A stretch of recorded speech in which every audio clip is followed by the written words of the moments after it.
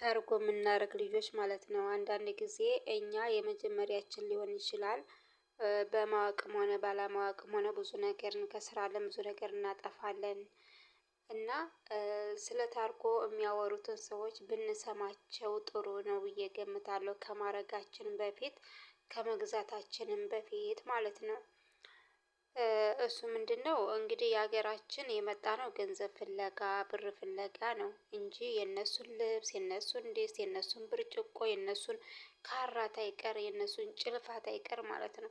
ሀገራችን ሰብስበን የምንከት ልዮች የምንወስር ልዮች ወጭ አላግባብ የምናወጣ ልጆች በጣም መጠንቀቅ አለብኝ እኔንም ጨምሮ ማለት ነው። በነገራችን ላይ እኔ እንኳን ታርጎ ምንም ቢሆን አላረጋትም ማለት ነው። ያው አንዳንድ ልጆች በጣም ታሳዝናላችሁ ሀቂቃ ማለት ነው። ሀገራችን አይተን የማናውቀውን እዛ ሀገር ገበያ ስንወጣ ሁሉም ነገር በርካሽ ሁሉም ነገር አምሮ እናየዋለን ማለት ነው። ያኔ ሁሉን የሱቁን እቃ እንጓፍ እንሙት እንላለን ማለት ነው። ይህ ማለት ምንድነው? ሀገራችን አይተን ስለማናውቅ ተከብተለኝነት ወጥተን እዚህ ሀገር ስለመጣን ነው። ብዙዎቻችን እንደዚህ እየተበላን ያለነው እና ሰዎች የሚነግሩንን እንስማ እላለሁኝ ማለት ነው። አሰላሙ አለይኩም ወራህመቱላሂ ወበረካቱ። ውድና የተወደዳችሁ ውድ ጓደኞቼ ሰላማችሁ ብዝት ትረፍረፍ ይበልልኝ። ዛሬ እንግዲህ ስለ ታርጎ ይሆናል ይዤላችሁ የመጣሁት። ስለ ታርጎ ጉዳይ ታርጎ ያደረጉት ልጆች ማለት ነው። ሁላቸውንም ብትጠይቋቸው ታርጎ ማረግ ይቅርባችሁ ጓዝ አትላኩ ጓዝ አታብዙ ከ40 ኪሎ በላይ ጓዝ አታብዙ እያሉ በጣም ይናገራሉ። በጣም ይናገራሉ አጥብቀው ማለት ነው። እንግዲህ ብዙዎቻችሁ አይታችሁታል ብዬ እጠብቃለሁ። ደረሰው አብዲ በቀደም የሰራው ቪዲዮ የአንዲቱ ጓዝ ቀረጥ የተበላችው ማለት ነው። ኢትዮጵያ ላይ ለአየር መንገድ እንኳን እዛ ላይ የተበላችው 230,000 ብር ማለት ነው። 230,000 ብር እንግዲህ አስባችሁታል። ያ እንግዲህ ለታርጎ ብቻ ነው ለታርጎ ቤት ብቻ ነው ማለት ነው። እንግዲህ ከዛ አገሯ እስኪደርስ ድረስ ገጠር እስኪገባ ድረስ የመኪና አለ የመጓዣ አለ። ከዛ ደግሞ እንደገና ተመኪና ላይ የሚያወርዱት የሚሰቅሉት በዛ ላይ እቃ ሊሰበር ይችላል። በዛ ላይ እቃ ይፈቱት ያወርዱ በቃ ስንት ኮተቱ ብዙ ነው እኮ ሰው ይጓዝ እኮ እንደዚህ ቀላል አይደለም። ይህን ሁሉ እንግዲህ አርጋ እራሱ 50 ሺህ አይበቃትም ማለት ነው። 50 ሺህ ብር አይበቃትም።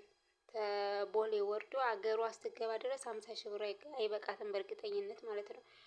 እና ይህን ሁሉ ከሳስረን የምናስገባው ለምንድነው? ይሄ እንግዲህ ኢትዮጵያ እንኳን ተገባ በላይ ያለው ወጭ ነው። ከዛ እንደገና ተዛ ሀገር ትትልክ ደግሞ ለመላክ ያለ እስቲላክ ድረስ መካዘን የሚቀመጥበት ኪራይ አለ። በቃ ደግሞ ያንን ጓዝ ስትገዛ ጊዜዋንም ገንዘቧንም እያባከነች ለመሻወር እየሰጠች እየተመላለሰች ነው ይህንን ጓዝ የምትገዛው ማለት ነው። እኔ ወላሂ ብታስቡበት በጣም ጥሩ ነው ብዬ አስባለሁ ማለት ነው። ሀገራችን እኮ ብር ነው እንጂ የሌለው ማለት ነው ሁሉም ነገር ሞልቷል ማለት ነው። የሚገርማችሁ ነገር እኔ ማለት ነው አይደለም ከዛ ሀገር ዲስት ይዤ ልገባ ማለት ነው። ከአዲስ አበባ እንኳን ገዝቼ ሀገሬ ገጠር አልወስድም ማለት ነው። በዛው በአካባቢዬ በገጠር ባሉት ሱቆች ከዛው እገዛለሁ።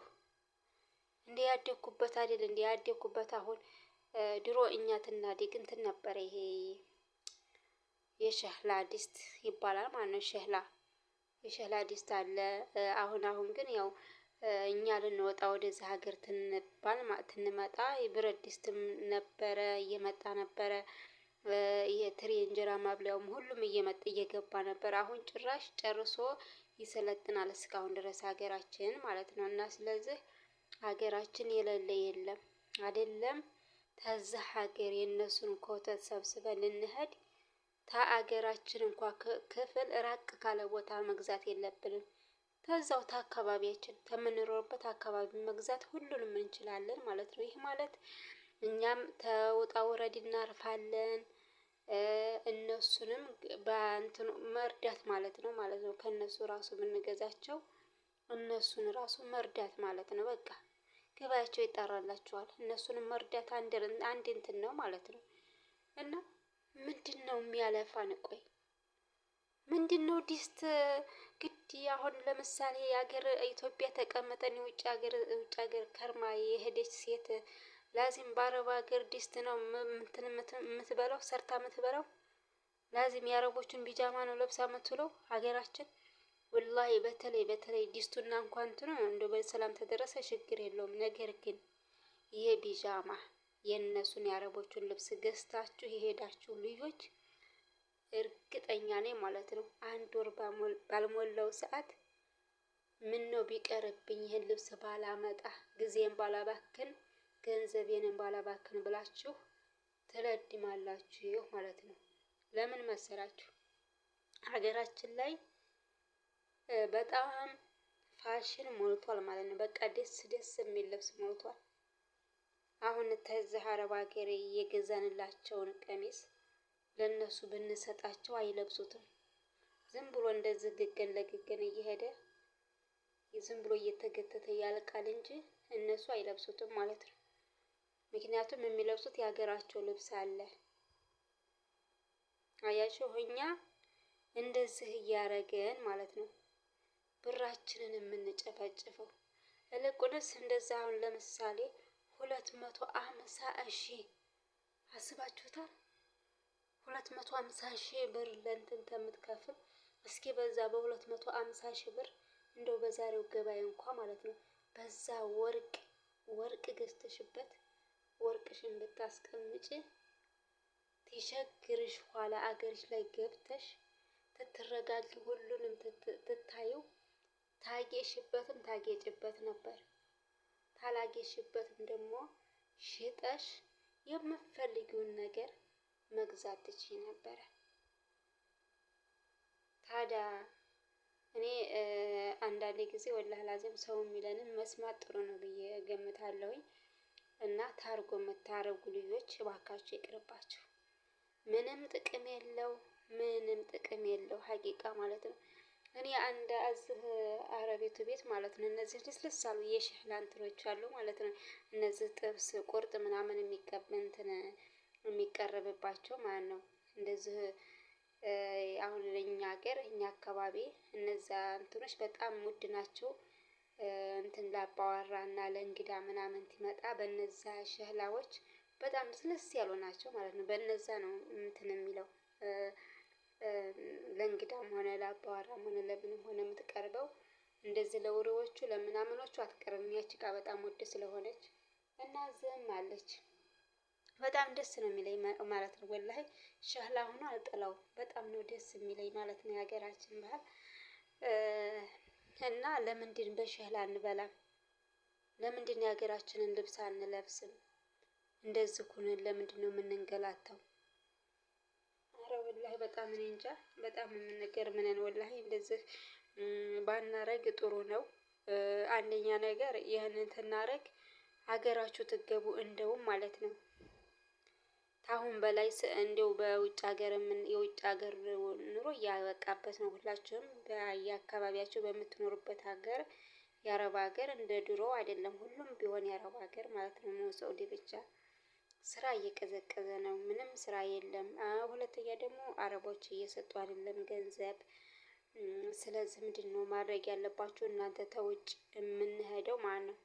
ከዛ ሀገር የምንሄደው እዛ ሀገር የተቀመጡትን ሰዎች መረበሽ የለብንም ማለት ነው። ልክ እንደነሱ ተመሳስለን ነው በቋንቋም ቢሆን በአለባበሳችንም ቢሆን በአረማመዳችንም ቢሆን እነሱን ተመሳስለን መኖር ነው ያለብን።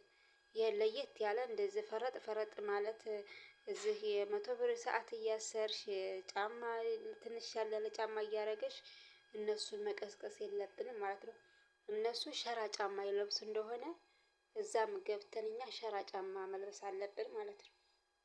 በቃ እነሱ የለበሱትን እንደነሱ የእንትን ያሉትን ነው እነሱን ነው መመሳሰል ያለብን ማለት ነው። ለምን ሰው ሀገር ሄዳ እሷስ እንደኛው አይደል እንደ እኩል የምንለብሰው እንዲሉ ማለት ነው። እና ሰው ሀገር እንዳይመኙ ማድረግ አለብን። እኛ ችግራችን ምንድነው? ማነው በቃ እንትን እንበጣረቃለን ማለት ነው። ያለችንን በቃ እዛ ሀገራችን ከገባን አረብ ሀገር በቃ ልክ እንደ ሰራተኛ ሆነን እኮ የሰው ታዛዥ ሆነን አንመስልም። ማነው አሰሪ ሆነን የከረም ነው የምንመስለው። እዛ ሀገራችን ትንገባ ነው። ይሄ መሆን የለበትም። እንደውም ተነሱ ዝቅ ብለን መኖር ነው ያለብን ማለት ነው። ለምን ለሀገራችን ሰው ትንል ሀገራችን ህዝቡ ታወታላችሁ ንቅል እያለ በባህር እያለቀ ነው ማለት ነው። ይህ ማለት እኛን እያየ ነው። ሀገር የገቡትን እያየ እዚህ ቤትም የሰሩት እዛው የውጭው ሀገር ናቸው ይላሉ። ይህን ያው ማለት ነው። ሀገራቸው ላይ ምን ቢኖራቸው ምን ስራ ቢኖራቸው አያስደሳቸውም። ሁሉም ጥለነው እንሂድ ነው የሚሉት ማለት ነው።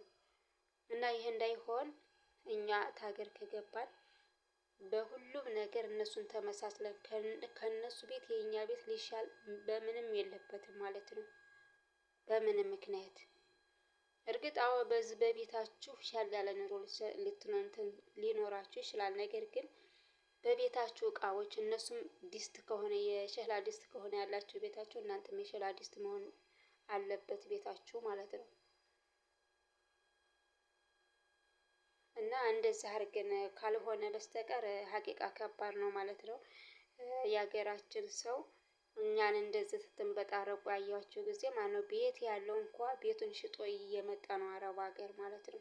ይህ ማለት ምንድነው? እኛ ነን የምናበላሻቸው ማነው ነገር ሁሉ የኖርንበትን እያወቅን ያሳለፍነውን እያወቅን እዛ ሄደን ግን ምንም ነገር እንዳልተፈጠረ እየሆኑ እየተጀነኑ እየሄዱ ስለዚህ እዛ ደህና ኑሮ እንትን ያለውን ልጅ እያመጡ እሳት ይማግዱታል ማለት ነው። ይሄ ደግሞ በጣም ስህተት ነው። እና ይሄ ነገር አይጠቅመንም ለሁላችንም አይጠቅመንም እንደዚህ ማድረግ። በተለይ ጊዜያችን እየሄደ ነው እድሜያችን እየሄደ ነው።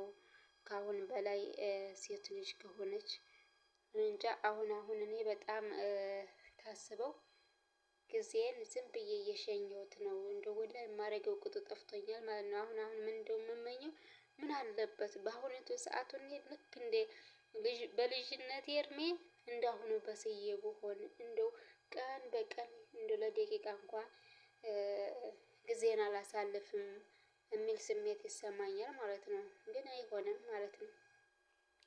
እና ታርጎ የምናደርገው ልጆች እባካችሁ ተጠንቀቁ። ምንም ነገር ቢሆን እንደው ምንም ነገር ይቅርባችሁ። ምንም ነገር ለከሌ የሚለው ነገር አትግዙ። አይደለም ለከሌ ለራሳችሁ እንኳን ሁለት ቅያሬ ልብስ ታገኛችሁ ይበቃችኋል ማለት ነው። እኔ አሁን እዛ ሀገር ከመጣሁኝ ይኸው ከ10 አመት በላይ 12 አመት እየያዝኩኝ ማለት ነው። ነገር ግን ይሄ ሙሽፋ ላይ ሸዋር የምንወስድበት የተቀረው እንኳን ልብስ ብዙ ልብስ ነበር የታገሬ ይዤ የመጣሁት ግን ያንን ሁሉንም ጥለቤት ነው የዙባላ የጣሉብኝ ማለት ነው። ነገር ግን አሁን ይቺ ሙሽፋ አብራኝ ነው የምዞረው ማለት ተሻንጣ አትነጠልም እሷ ያው ከእኔ ስለማትነጠል እስከዛሬ ድረስ ይሄው አለች ማለት ነው። ነገር ግን ያው ምንም አልሆነች እስካሁን ድረስ አለች ማለት ነው። አልተበጫጨቀኝ ምን አላለኝ ግን ሁል ጊዜ ነው ቀን በቀን የምጠቀምባት ማለት ነው። ልብስ የዚህን ያህል አንዱ በቂ ነው ማለት ነው። ብናክፈለፍለው ማፊ ፋይዳ እና ተጠንቀቁ።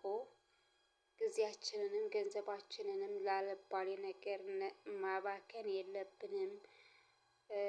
አንዳንድ ጊዜ የአረብ ሀገር ሴት ይላሉ ልክ አንዳንዱ እውነታቸውን ነው እውነት አንዳንዴ ታስብ እውነታቸውን ነው።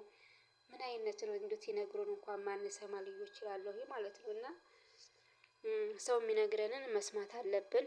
በእኔ ላይ የተፈጠመው በእናንተ ላይ እንዳይደርስ መጠንቀቅ አለብን ማለት ነው። አሁን ይቺ ልጅ እንግዲህ ለቡቲቱ ሁላ ማለት ነው እንግዲህ አረቦቹም ሊሰጧት ይችላሉ። ደህና ቤት ከሆነ ካለች ማለት ነው። ሲጀመር አረቦች አሁን ጠብቀዋል እየሰጡ አይደለም ማለት ነው። ምንም ነገር ቢሆንም የገዛችውም ቢሆን እንደው ምንም እንትን አልላትም እንደው 250,000 ብር መክፈል ማለት ለእንትን ለቀረጥ እኔ በጣም ይከብዳል ማለት ነው። አላህ በጣም ይከብዳል። እና ምንም ላይ ተክርልን ነገር አሁን ይሄ ጓዝ ባይደርስስ ቆይ ከዛ ስንት አውጥታ አመታለች። ባይደርስስ አሁን ብዙ ጊዜ አይደርስም። እኔ እኮ ግርም የሚለኝ አሁን አንድ ልጅ እኔ አውቃለሁ ማለት ነው። ግን እሷ አሁን አዲስ አበባ ነው በነገራችን ላይ ቤቷ ማለት ነው። ከዛ ሀገር የቤት እንትን ልካ ማነው የቤት ከነብ ልካለች። ከዛ ሀገር እንግዲህ አገራችን እኮ ማለት ነው ምን የመሰለ የቤት ፍርሽ ብትይው ከነብ ብትይው ሁሉ ብትይው በኢትዮጵያዊ እጅ ማለት ነው የተሰራ ሁሉ ነገር ሞልቷል ማለት ነው። አንዳንድ ጊዜ እኮ አረቦችን ይታዘቡናል። እንደ ሀገራችሁ ሱቅ የለም እንዴ? ሀገራችሁ ገበያ የለም እንዴ ነው የሚሉን ማለት ነው። ታዲያ ይሄንን እያየን ለምንድነው እኛ እንትን የማንለው? ለምንድነው ያኔ ከዛ አላግባብ ወጪ የምናወጣው? የሚጠቅም ነገር እኮ ቢሆን ጥሩ ነበር። ለምሳሌ አሁን ሀገራችን የሌለ ነገር ሀገራችን ታለ ውድ የሆነ ነገር ቢሆን ጥሩ ነው። ነገር ግን ሀገራችን ያለውን ሁሉ ከዛ ሀገር እየጋፈፍን የምንሄደው ሀገራችን የልብስ ወይም የእቃ ችግር የወረደበት ይመስል ለምንድነው እንደዚህ የምንጓፈፈው? ቆይ ለምንድነው? ሰዎች እኮ ይታዘቡናል። ወላሂ ሰዎች ይታዘቡናል። የወጣንባቸው አረቦች ይታዘቡናል። እኔ ወላሂ በጣም ነው ግራ የሚገባኝ ማለት ነው ሀቂቃ ማለት ነው። የዚህን ያህል ለምንድነው ተፈለገ? እና ራሳችንን ጠይቅ።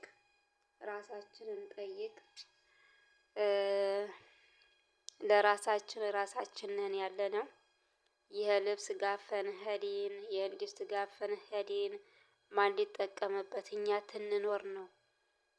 እኛ ልጅ ወልደን ትናሳድግ ነው ልጆቻችን እንኳን ይጠቀሙበት የምንለው ማለት ነው። ነገር ግን እኛ ልጅ ካንወልድ በዛው በዲስትና በልብስ ጊዜያችንን እየጨረስን እያባከን ከሆነ ያ ዲስትና ልብስ ለማን ነው የሚሆነው? ለማን? ብርድ ልብስን ብትሉት የፈለጋችሁትን ሀገር ሞልቷል። ዲስትም መላጋም ብትሉ የፈለጋችሁትን ሞልቷል ሀገር ቤት። አይደለም ሀገር ቤት አንድ አካባቢ ብቻ እንኳን አይደለም በየሀገሪቱ በየክፍለ ከተማይቱ በየአካባቢቱ ሞልቷል ለሽ ነው ያለው። አንቺ ብቻ ብር ይኖርሽ ብር ይኖርሽ። ለማንኛውም ይቺ አሁን 250 ሺህ ብር የተበላችው ልጅ ቤት ሰርታ ከሆነ ለቤቷ ማለት ነው በመቶ ሺህ ብር እንኳን ለቤቷ እንትን ከነ ምናምን ብታስገባ የአረብያ መጅልስ ብታስገባ ያስገባላት ነበረ። በደንብ አድርጎ ነበር ቤቷን የሚፈርሽላት ማነው ለዚህ ለቀረጥ ያወጣችው። ግን ምን ታደርጉታላችሁ? ወላሂ በጣም ከንቱ ነን እኛ ከሆነን ማለት ነው። እና እንደዚህ ማድረግ የለብንም። ከዚች ላይ መማር እንችላለን። አሁን ይሄ አብዴት ይናገር እባካችሁ እንደው ለቀረጥ እዚህ እንትን አትበሉ። እንደው ለቀረጥ አሁን ይሄን ያህል ብር ከምታወጡ ብራችሁን ለምንድን አትይዙም? አሁን እንግዲህ ይሄ የማይረባ ነገር ነው። ለዚህ ብላ ይሄን ያህል ብር መበላቷ እያለ እሱ ራሱ በጣም እንትን ነው ያለው። ግን ሰሚ የለም የሚሰማ የለም። ጭራሽ የሚሰማ የለም። እና ውዶች በተቻላችሁ አቅም ሀገራችሁ ልትከዱ እንኳን ብታስቡ እንደው የገዛችሁት ካለ እሰይ ከምጥሉት ይዛችሁት ግቡ። ያንንም ታቅም በላይ ከሆነ ክላስ ጣሉት ልብሱን ማለት ነው። ተቀረጥ ከምትበሉ ጣሉት ልብሱን ጣሉት። አዲስ ነገር አትግዙ።